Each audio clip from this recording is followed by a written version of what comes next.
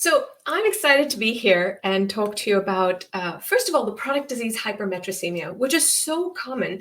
It happens when we get obsessed with metrics and being data-driven, and sometimes we forget if those are the right metrics in the first place. And I've realized that one of the most important things to be able to overcome hypermetricemia is that we really need to radically rethink OKRs and SMART goals. And I'll be sharing why we need to do that. But, first, before I get to why we need to radically rethink OKRs, we really have to prime our minds to accept a radical idea because OKRs are just so popular. We have this deep conviction that SMART goals and OKRs are how you build successful products. And we need to shake that conviction. And so to do that, I want to start us off with a story. And the story I want to share with you is that of London. In 1831, there was the first cholera outbreak in London, which killed 6,000 people. Well, experts and authorities at the time, they believed that the way cholera was spread was through miasma. That was the theory at the time, that this miasma, which is fumes from rotting organic matter, was what was causing cholera. And so, of course, what they decided was, they would empty all the open drains and cesspools into the Thames River, which of course led to the Great Stink and the second cholera outbreak, which now killed, 14,000 people. So this was in 1848. And in 1854, there was the first epidemiologist, John Snow, who looked at patterns of the cholera outbreak. And what he found was, he found the pump that was spreading this infected water. And so he had authorities remove the pump. And of course, after that, the handle to that pump was removed, infection rates in that Soho area in London just plummeted. Right? So he had scientific evidence to show that cholera was waterborne. But what's interesting, right, is that despite clear scientific evidence, this miasma theory persisted for 12 more years. It wasn't until 1866 that 1866 was when they decided, oh, you know what? It is waterborne after all. And that's when they gave the public advisory that, hey, you need to boil water before you drink it. And that's how the cholera epidemic finally was overcome. So why did it take 12 more years after there was scientific evidence? Because we ignore scientific evidence when it runs contrary to what we firmly believe. And so that brings me to today. SMART goals. This is the miasma theory of our times. We believe in SMART goals and OKRs despite scientific evidence to the contrary. And that's why I want us to really challenge these ideas, because I recognize that they're radical, but, in 1854, cholera being waterborne was also a radical idea. So now that maybe you have an open mind to it, let's talk about, why SMART goals maybe aren't so good after all. So we've learned that, SMART goals are specific, measurable, attainable, relevant, and time-bound goals of how you get to success, right? And what OKRs do is they use SMART goals and they use it to be able to do primarily three things. And the three things are, defining the narrative of the impact that you want to create, aligning teams on what metrics are important, and the third thing is creating accountability so that it's really binary. Either you are or you aren't achieving goals, right? And Google, of course, has been so successful that it's really popularized OKRs. But this popularity of OKRs makes us ignore some basic evidence even from Google. Right? So there was an article on whatmatters.com, and Laszlo Bock, who is the senior VP of people operations at Google, was quoted saying, even Google had problems with OKRs early in their days. So his quote was, Google tied OKRs to the usage of product directly to people's compensation. And people started gaming the system to get their bonuses. And what they found was the very idea of tying monetary incentives to hitting key results was detrimental both to the product and culture. Now, what we say is, well, to avoid this, what you do is you don't tie OKRs directly to people's compensation, right? But even when you divorce OKRs from compensation, the reality is OKRs means saying who is responsible for a particular goal. So when that goal is not met, well, you know exactly who's responsible. So it affects careers and therefore compensation as well, indirectly, but it's not unlinked. And so in a paper written by researchers, in this joint paper, researchers from Eller College, Harvard, Wharton, Kellogg, they all got together and they wrote this paper called Goals Gone Wild. And I'm happy to share it with you afterwards. The systemic side effects of overprescribing goal setting. And what they said was, we really need to prescribe goal setting with a heavy dose of caution and side effects, right? Because here's what they found. Here's where goal setting is good. It's good when you have a repetitive task where there's one clear answer, where you know how to get it right. Something like exercise or stuffing envelopes, where there's one right answer for how to do it. You're just asking someone to repeat this over and over. In that scenario, goal setting is great. But if you're here at this conference, most likely that is not what your work is about. And there's no clear answer for your work. When you have a strategy, there isn't a clear answer for that. So goal setting is downright harmful when you have to solve a complex problem or there isn't one clear answer, right? And so let's do a checkup. Here are the 5 kinds of behaviors I see in companies so often. And these are the 5 behaviors that come from goal setting. So I've included quotes. Feel free to share, if you've seen some of this in your own organization, if you're using goal setting.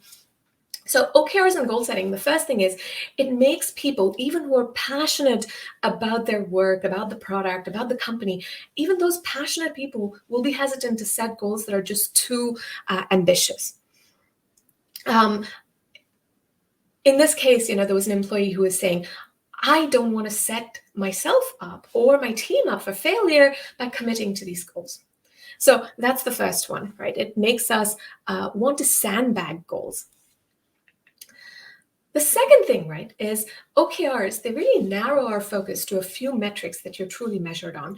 And so we end up focusing just on those few metrics and delivering on those goals and ignore some of the KPIs that may be important, but that you're not measured on. And so there was an employee who said, I find OKRs to be limiting. It doesn't give me the freedom I need to work on the areas that I discover that'll have the most impact. And so this is the second issue, where we end up creating silos in our organization because of OKRs. This third one, right, is very often we say, well, OKRs might need to change as things go along. You might discover that as you put your product out there, that how you measure success needs to be actually slightly different, or perhaps that your targets that you set were just too high. That's just not quite right for your product, right? But here's the problem. It takes so long to set OKRs across the entire organization that there was an executive at a large organization who actually said, setting OKRs across the company is painful anyway. We'd just die if we had to do this multiple times a year. And so very often, right, once you set OKRs, even when you know that they're not quite right, you're just stuck with them. And by the way, this is one of the reasons that Spotify in their HR blog said that they've stopped using OKRs because of this, that people spend so much time setting OKRs that sometimes they were outdated by the time you had finished setting them. The fourth thing, right, is that achieving goals makes us highlight what's working and makes us try to sweep under the rug what's not. How often have we heard, how do we frame these metrics for management? I always like to say that as a product team, it's kind of like, playing bank in the casino, right? The house always wins because as a product team, you always have the data and you can frame your data for however you like to show to management. And so this thing of goal setting and targets, there's an inherent drive where you want to show that you're meeting those goals. You don't want to talk about metrics to share kind of where things are not working. You just want to show what is working. And so the reality is we learn a lot from metrics and insights where we see something is not working or that it needs to be improved. And that's the kind of stuff that goals makes you kind of want to sweep under the rug. And this fifth and final thing is that stretch goals, especially, make it really easy to want to overstate or exaggerate achievements, right? And so what research has shown is that, especially when you're very close to a goal and you fall just short, you're that much more likely to take on unethical behavior to show that you're meeting those goals.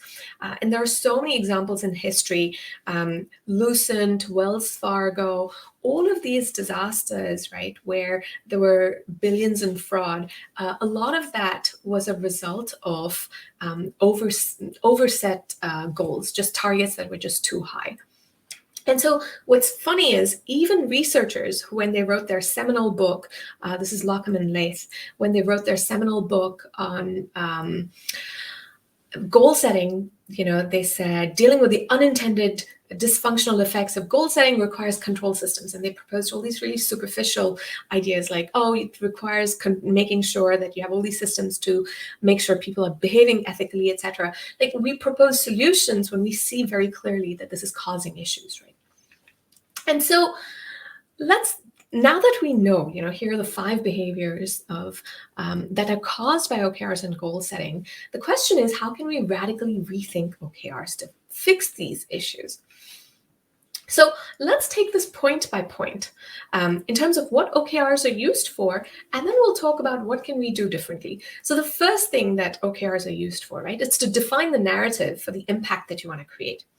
So what can we do to define the narrative but overcome side effects? Let's talk about, why do we even need OKRs to set this narrative? It's because today our vision is typically this fuzzy BHAG or a big, hairy, audacious goal. Right? And so what happens is we have a vision statement that looks like this very often, right? Even in my first startup, our vision was to revolutionize wireless, which is completely useless as a vision statement. Here's one of a public company. It says, contributing to human progress by empowering people to express themselves. Now, it sounds grand and all that, and we've learned that that's what a good vision is, but let's take an example of all the kinds of companies or products that this could fit as a vision. So my kids have a piano teacher who is empowering them to express themselves. So she's contributing to human progress, and this could be her vision statement. A dance studio could write this up as a vision statement. A company that makes Post-its, right, is empowering people to express themselves. Social media. And so the reality is, anything goes under this vision, all the way from social media to my kid's piano teacher. They're all empowering people to express themselves and contributing to progress. So this vision is not useful. And so what happens is, when we don't have a clear vision, we use OKRs to communicate the desired impact. And so this is like having structural cracks in the foundation of the road, and we're using duct tape to kind of hold it all together, right? And that's the analogy that I want us to realize, that this is what we're using OKRs as. And so the problem is not so much, the solution is not so much OKRs. The solution is we have to fix those cracks and have a much better vision. And I'll get into afterwards how we can have a good vision. But let's talk about the second thing that OKRs help us achieve. It is to align teams on which metrics are important. Right? So what happens, however, is that we only look at popular metrics, and we pick a few popular metrics, and we use those in OKRs. So we align on only those popular metrics. But again, this is at a Band-Aid level, because we often don't measure the metrics that are truly important. And in fact, in a survey by Lumoa, what was found was only about 21% of product teams actually develop their own KPI. Everyone else just sort of uses what are the most popular metrics, right? And so what we really need to do is instead of trying to fit square pegs in round holes, we have to really find what are the right metrics for your business, right? Because popular metrics come with assumptions that just may or may not be right for your business. So the big question is, how do you derive metrics that are right for your vision and strategy? And we'll get to that as well later in this presentation. And then the final thing that we try to use OKRs for is for creating accountability, because it helps us really binarily decide, are you or aren't you achieving your goals, right? But here's the problem with that. When you set targets for metrics, it's like having an end of the year exam, right? Those of us who were just focused on grades, it's really hard to learn when we're just thinking about grades. And when you think about what is a radical product or a great world-changing product, that product has to be a constantly improving mechanism to engineer the change you envision. That to me is what a radical product is, right? And when you focus on grades instead of learning, that really hampers or gets in the way of building this constantly improving mechanism. And that's why it gets in the way of building radical products. So this final thing of learning is just so crucial if we want to build these world-changing radical products. So now that we see that these three things that OKRs are trying to do, they come with consequences. And so the question is, what can we do instead, right? And so here is a brilliant quote that really resonated with me from James Clear in his book, Atomic Habits. What he talks about is every Olympian wants to win a gold medal. Every candidate wants to get the job, right? What differentiates the winners from the losers is not the goals. What he talks about in the book is what you need is a system, and it's having that system is what matters. So that you're committing to a process, so that you're making these constant improvements, and that's what makes the difference. And so this is where radical product thinking comes in. Radical product thinking is a book, and it's a methodology for building world-changing products. And it really gives organizations a practical and a very clear process for building these world-changing products. And what it means is you can really systematically engineer the change that you want to bring about by starting with a very clear and detailed vision for the end state you want to bring about, having a strategy, meaning an actionable set of steps to translate this vision into reality, this set of priorities to say, how will you deliver it? Then execution and measurement. This is, by the way, where lean and agile finally come in. And then you can use all of these ideas to engineer your culture. And so these steps in radical product thinking are really designed to help you communicate your rationale across your team and across your organization. Now, a lot of the words I've used, right, you've heard them before. And we all know, of course, you have to have a vision. But what I mean is instead of a vision that looks like this, what we really want is a vision that's detailed, one that answers the who, what, why, when, and how questions. So whose world are you trying to change? And this just can't be everyone, right? It's not all women, or it's not all consumers or something like that. It has to be very detailed and specific. What does their world look like? Meaning, what exactly is their problem and what are they doing today? Why does that world need changing? Because maybe it doesn't, right? Then when will you know that you've arrived? Meaning, what does the world look like when you're done? And then finally, you can say, how are you going to bring this about? And in the radical product thinking way, what I found is answering these who, what, why, when, how questions, even when you know that's what you have to answer, it's really hard to do that starting with a blank sheet of paper. And so to structure a discussion, right, it's really helpful, I've found, and this is why we created this fill in the blank statement, so that you can do this as a group exercise. And I'll share with you an example of this filled out. But the point is that this helps each person on the team answer this vision so that everyone is describing the vision in their words, and you can then align on this vision. A vision doesn't have to be a slogan. It has to be detailed like this. Think of this like the source code of your vision, so that it becomes an API between teams. And your marketing team will then create this short, pithy version that you can put up on the website. But this is what your team needs. Right? And so the radical vision statement conveys the narrative of the impact that you really want to create without the side effects of goal setting. And I'll give you a real world example of this detailed vision and how it really helps you understand what the company is doing. But the second piece of this, I had mentioned, we have to align our teams, right? And that's what OKRs try to help us do. And they help us align on the metrics that are important. So what I want us to do instead, to be able to measure what matters instead of measuring just what's popular, think about your vision and also your radical strategy. And I'll talk about radical strategy in a bit. Think of those as hypotheses. And so metrics have to be derived from those hypotheses. So for each element of your vision and strategy, how will you know if it's working? And that's how you derive your metrics from, that's very specific to your vision and strategy. And that's how you measure what matters. And then finally, I talked about we need a learning environment. You don't need this end of the year exam. And this is how you create that. Instead of goals and managing by objectives, what we need is a collaborative setting where we can have honest discussions about both good and bad metrics. The way we can judge whether things are working and create accountability, instead of have you met your targets or not, it's being able to talk about what metrics are showing things are working, what's not working, and then talking about this constant improvement, and as a team agreeing on what are we going to improve. As a manager, giving feedback on what you want to see improvements on. So this collaborative setting is super important. But I think at a very basic level, if there is one thing that you do right away, is remove product metrics from company OKRs. That's the first thing you can do to actually create this collaborative environment, so that your product metrics aren't something that creates strife. So what I really, at the end of this presentation, what I want us to take away is that goals are not going to set us apart, right? It's committing to those systems to engineer your impact.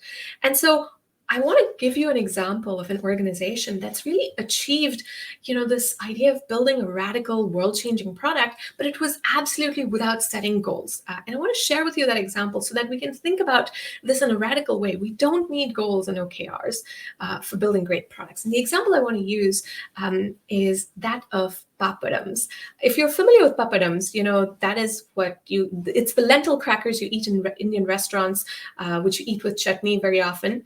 And there's one organization that makes papadums that is the most well-known. It has 60% market share in papadums, by the way, and the rest of that 40% is scattered across a large number of other players. This organization just dominates the market, right? And they have over 220 million in annual revenues. This organization is in India. And what's the most interesting thing about this organization is that it's owned by 45,000 women who are all equal partners in this organization. It's just crazy, right? So let's talk about how do they do this without goals. So it started in 1959. It was started by 7 women, and they started this organization because they just wanted to make a dignified living. They were semi-literate, and so they didn't really have job prospects. They were from poor patriarchal households, and they were completely reliant on their husbands for income, which meant that they couldn't influence household income. They wanted to really educate their kids, but without an income, they couldn't influence that household spending decisions. And so what they started doing was these 7 women got together and they decided that the only skill that they really had was cooking. And they started rolling papadums on their building's terrace, and they decided they were going to be equal partners. And whatever happened, they would share profits and losses equally. They borrowed a small amount of money, the equivalent of about $150 today. And then they started rolling papadums and sold it to the shops, and then they split the profits equally. And so very soon they became 300 women, and then they kept growing. They no longer fit on the terrace. Today, Lijat is this large organization where there are buses who drive member sisters to pick up dough. Then these member sisters roll papadum at home. They bring it back the next day. They drop off the papadums. They get paid, and the cycle starts over, right? But this has given financial independence to so many women. But it was all started with a clear vision for change. They thought about what's the change they want to bring to the world. Their product was papadums, right? And this change they wanted was to give financial independence to women by allowing them to earn this dignified living. And papadums allowed them to do that. The market needed papadums that tasted like they're homemade without requiring the effort. And so the vision, right, if I were to write it in this radical vision framework, here's how I'd fill it out. Today, when women without education from poor households want to run the household and educate their kids, they have to depend on their husband's income and they can't influence spending. This is unacceptable because it limits their children's education prospects and it repeats the cycle of poverty. We envision a world where women become self-reliant, leading to their socioeconomic progress. We're bringing about this world through high-quality papadums and later other fast-moving goods without ever taking charity. And so this was their vision. And I interviewed Swati Pararkar, who is the president of Legit now. And, she shared with me this vision as she talked about it, like it was describing it in her own words. They don't have a slogan for a vision, right? She just described in her own words kind of what their vision is. And that's what allowed me to write it up in this format. But defining a clear vision is only the first step. What you need is a good strategy. And the easy to remember mnemonic is RDCL, which is starts with R for what's the real pain point? Meaning, in this case, what do these women need for a dignified living? Then as a result, to solve that pain point, what does our solution look like? Then we think about what are our capabilities that we need to be able to deliver on the promise of that design? This could be technical stuff, it could be partnerships, etc.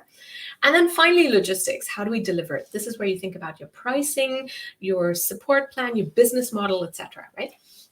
So in the case of Legit, these women, they have strong work ethic, which is low education. And these women lived in this patriarchy where they were the primary caregivers. They couldn't leave home for long. And so the design as a result needed to be that these women could get to work from home instead of having to go to factories. Had Legit adopted this model of maximizing revenues, setting goals and OKRs for revenues, right? They would have built factories instead of working from home. And so in terms of how they delivered this whole design, it was all about, delivering daily wages to these women so that every day they had some income and they could influence household spending. In terms of capabilities, what this meant was for Legit to be able to pay these women every day, they had to have transparent accounting and they had to give or take absolutely no credit. So even all of the accounting, they settle it with their shops, etc. They give no credit, they take no credit. And then finally, in terms of logistics, right, there were 45,000 women who are all rolling papadums at home. How do you actually manage to have such quality control? Legit has, it's a brand that's just known for quality. And so this decentralized quality control was one of the logistics that they had to think about. So once you think about your strategy, you have to think about priorities, right? And prioritization means balancing the long term against the short term. That's what we do intuitively. And so if we were to translate that into a matrix so that we can think about that intuition. The long term is your vision, right? And survival is the short term. And so when you balance long term against short term, you're saying, okay, things that are good for the vision and survival, they're of course ideal. But if you always focus on ideal, we're still being quite myopic. So sometimes you have to invest in the vision, which means it's good for the vision, but it's not good for survival. This is, for instance, when you take 3 months of time to refactor code.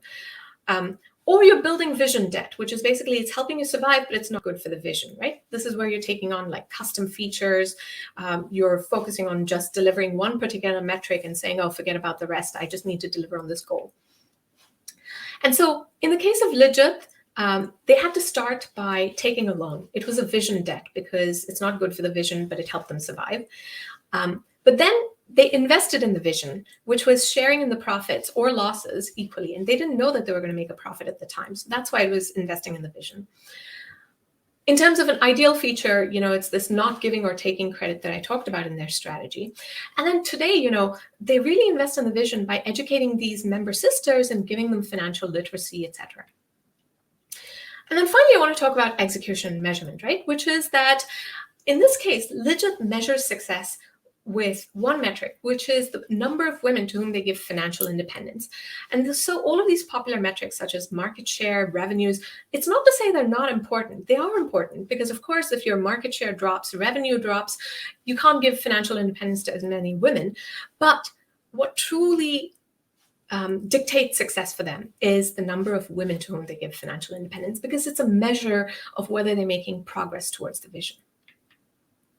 And so your radical product is your mechanism for creating change, and it's this improvable mechanism. And so in Legit's case, it's a radical product that's given independence to so many women, 45,000.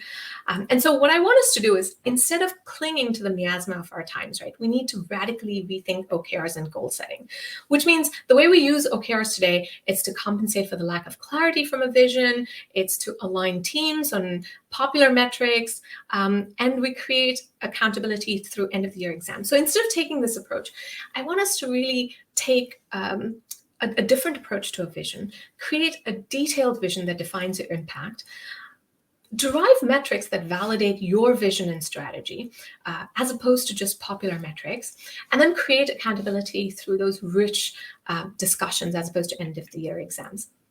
And so the key point is that it's not the goals that are going to set you apart. It's these systems that really help you engineer the change you want to bring about. And so finally, if you'd like to learn more, the Radical Product Thinking book is in bookstores. It's on Amazon, Book Depository, if you're international. And you can also get the free toolkit from radicalproduct.com. And finally, if you have questions that I don't get to today, or if you'd like to share your stories, I would love to hear from you. And you can reach out to me on LinkedIn. And you can find me at the booth afterwards as well. And with that, I'd love to hear your questions. Thank you. Oh, wow. Thank you so much, Radhika, for your talk. It was like a TED talk, I would say.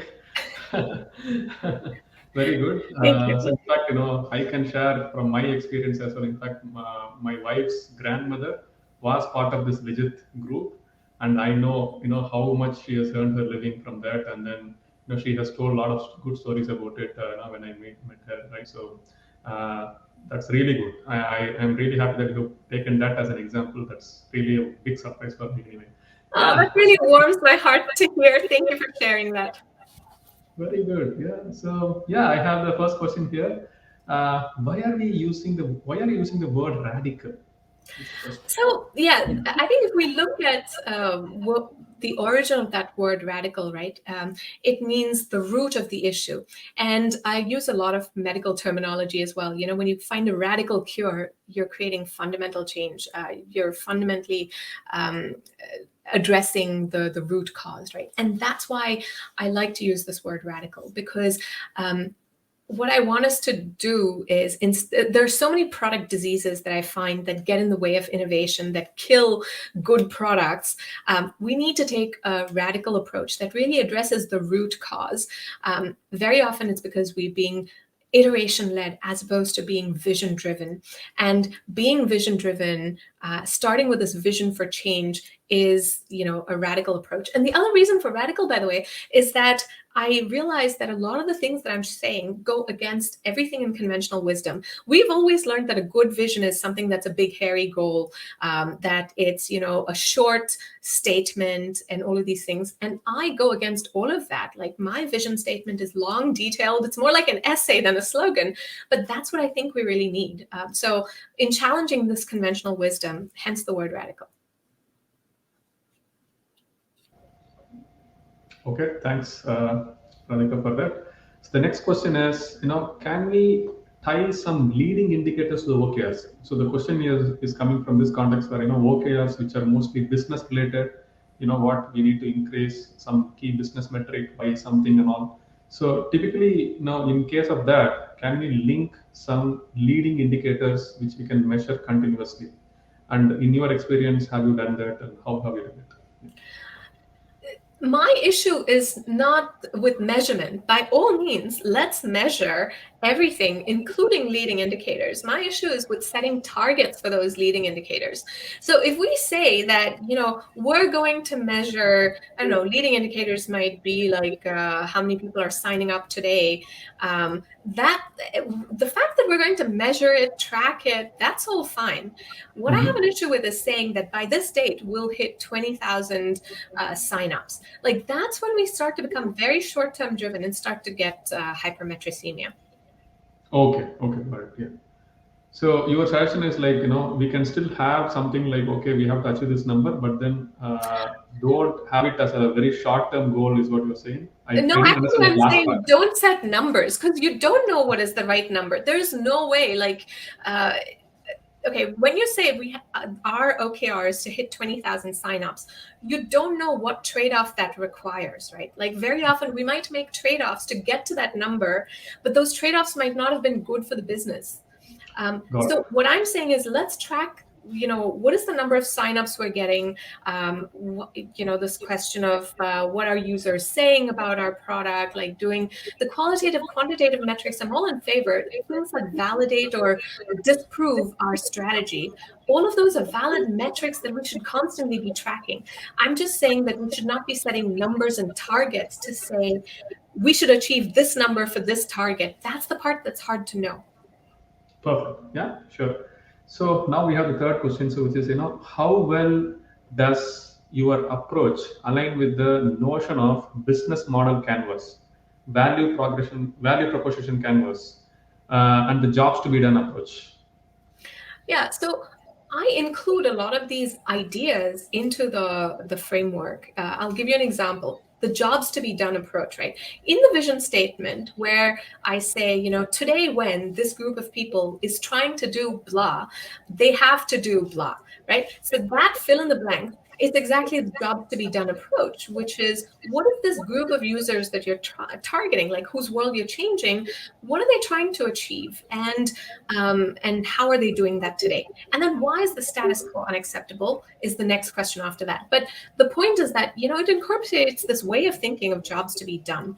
But my point is that I want to make that very actionable. And so every element of the radical product thinking approach uses these elements, but uses it in a way that is easy to both incorporate into action and then communicate it to your team. So the example of, the business model canvas, value proposition canvas, I have found them in the past to be useful to just lay out my thoughts. But how do I use those thoughts after having put it into a canvas? That part I wasn't very clear on, right? And so if you look at the radical strategy, the RDCL elements, they are quite similar to the business model canvas, but the idea is that it helps you define every element of pain points, the design that it creates, and what it means for your capabilities, and then how you'll deliver it in logistics.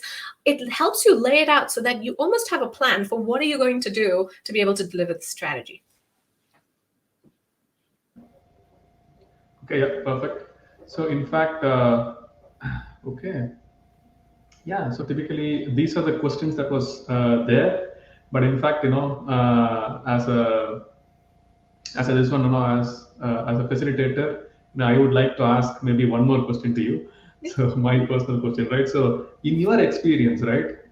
So what are some of the good things that you have seen apart from this legit puppet, the case study that you spoke about, in organizations, in our typical corporate world, IT businesses and all of that. Have you seen some ideal, let's say, good way of having some OKRs and then some more mechanisms to achieve that OKRs on a continuous basis? Maybe the question that was related to leading indicators are almost similar to this, but then based on your experience, you can probably share. Yeah. So in my experience, a company that has done this well in terms of doing continuous improvements as opposed to just setting OKRs, is that right?